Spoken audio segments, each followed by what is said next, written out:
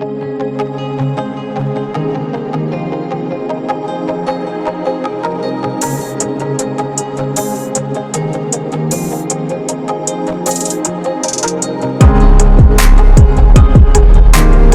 students, welcome you all on your own channel Social Science Studies।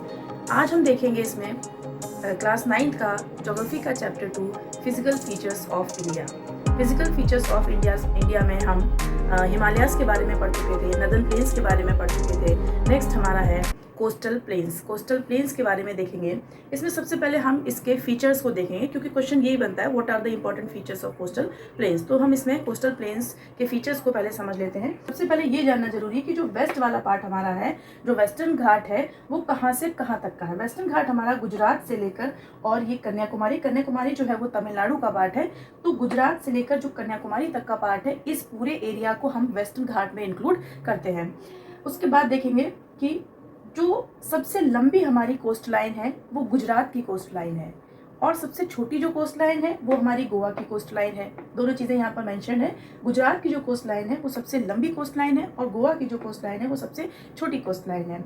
उसके बाद देख लेते हैं कि कितने स्टेट हमारे यहाँ पर आ रहे हैं वेस्टर्न घाट में। पहला हमारा गुजरात है, उसके बाद हमारा महाराष्ट्र आ रहा है, फिर हमारा गोवा है, फिर कर्नाटक है, और फिर केरल है। तो इस तरीके से इसके बाद यहाँ पर ये कन्याकुमारी लिखा है, बिल्कुल ये टिप पर जो है इस तरीके से मेंशन है, देख सकते हैं। ये जो एरिया है, इस वाले एरिया में यहाँ पर ये बीच में लाइन है, ठीक है। तो ये यहाँ तक का जो है ये केरल वाला पार्ट है, और यहाँ पर जो कन्याकुमारी है वो तमिलनाडु का पार्ट है। ये इस तरीके से है। तो यहाँ तक कन्याकुमारी तक लेकर जो है, गुजरात से लेकर कन्याकुमारी तक का जो हमारा एरिया है, ये हमारा वेस्टर्न घाट में इंक्लूड होता है। यहाँ पर हमने लॉन्गेस्ट कोस्ट लाइन भी देख ली, स्मॉलेस्ट कोस्ट लाइन देख ली। अब ये देख लेते हैं कि यहाँ पर जो हमारा सी कौन सा है। इस साइड में हमारा, वेस्ट साइड में हमारा सी है, अरेबियन सी है। उसके बाद देखते हैं कि यहाँ पर हमारा आइलैंड कौन सा है। लक्षद्वीप आइलैंड हमारा वेस्ट साइड में है। और इसके अलावा हमारे जो कोस्टल एरिया है, उस पूरे कोस्टल एरिया की जो टोटल लेंथ है वो देख लेते हैं। यहाँ पर जो लेंथ दी गई है उसमें हमारे आइलैंड्स की जो लेंथ है उनको इंक्लूड करके बताया गया है। जो टोटल लेंथ लिखी है 7516.6 किलोमीटर, ये जो टोटल लेंथ है इसमें हमारे जो आइलैंड्स हैं, जो लक्षद्वीप है और जो अंडमान और निकोबार है, इन आइलैंड्स की जो लेंथ है उनको भी हमने इंक्लूड करके ये पूरा लिखा है यहाँ पर। अगर हम इसको अलग अलग करके देख लेते हैं तो मेन लैंड हमारी 5422.6 किलोमीटर, मेन लैंड से मतलब मेरा है गुजरात से लेकर और ये हमारा वेस्ट बंगाल तक का जो एरिया है, ये हमारी है 5422 किलोमीटर तक की है। अब आइलैंड्स को अलग से देख लेते हैं। जो लक्षद्वीप है और जो अंडमान और निकोबार है, इसकी अगर हम लेंथ की बात करें तो 2094 किलोमीटर है। अब अगर हम इन दोनों को इंक्लूड कर देते हैं, दोनों को ऐड कर देते हैं, तो हमारा ये आ जाता है टोटल जो लेंथ है हमारे कोस्टल एरियाज की। यानी ये वाला पूरा हो गया प्लस हमारा अंडमान निकोबार और हमारा लक्षद्वीप हो गया, तो हमारी ये टोटल लेंथ हो गई है। अब देखते हैं ईस्टर्न कोस्ट या ईस्टर्न घाट, इसको समझ लेते हैं। ईस्टर्न घाट जो हमारा है वो वेस्ट बंगाल से लेकर और तमिलनाडु तक है। इसमें हमारे पहले स्टेट देख लेते हैं। वेस्ट बंगाल है, उड़ीसा है, आंध्र प्रदेश है, तमिलनाडु, इस तरीके से है ये। इसमें हमारा यहाँ पर दिया है ये आइलैंड है अंडमान एंड निकोबार, और यहाँ पर बे ऑफ बंगाल है। अगर हम नीचे साउथ की तरफ बात कर लें तो यहाँ पर इंडियन ओशन भी है। हमारा जो जो हमारा इंडिया का जो सदर्न वाला पार्ट है, साउथ वाला जो पार्ट है, वो हमारा 3 साइड से जो है हम ओशियन से कवर है, इसलिए इसको पेनिनसुला भी कहा जाता है। पेनिनसुला का मतलब ही होता है कि वो लैंडमास जो 3 साइड से वाटर से कवर है। तो ये इस तरीके से हमारा इसको पेनिनसुला भी बोलते हैं, क्योंकि हम 3 साइड से जो है वाटर से कवर है। ईस्टर्न कोस्ट में एक इम्पॉर्टेंट फीचर ये है कि जो हमारी गंगा रिवर आती है, वो गंगा रिवर जो है इधर से वेस्ट बंगाल से होते हुए जो है यहाँ पर बे ऑफ बंगाल में आकर मर्ज होती है, और बे ऑफ बंगाल में मर्ज होने से पहले जो है वो बहुत बड़ा एक डेल्टा बनाती है। तो उसको हम सुंदरवन डेल्टा बोलते हैं। सुंदरवन डेल्टा जो है वर्ल्ड का सबसे बड़ा डेल्टा है।